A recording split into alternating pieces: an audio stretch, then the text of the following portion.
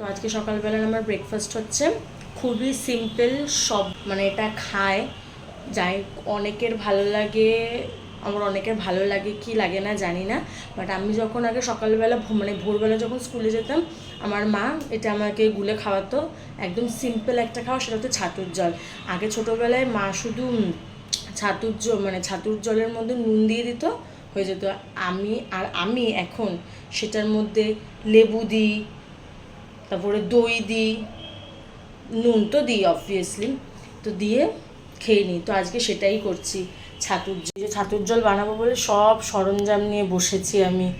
লেবু, এর মধ্যে ছাতু আছে, দইটা আসলে খুব ঠান্ডা, ওর জন্য একটু ওয়েট করছি, কারণ এখন আমার ঠান্ডা জিনিস খাওয়া বারণ, তাই জন্য একটুখানি ঠান্ডাটা কাটলে তারপরে দেবো দইটার মধ্যে।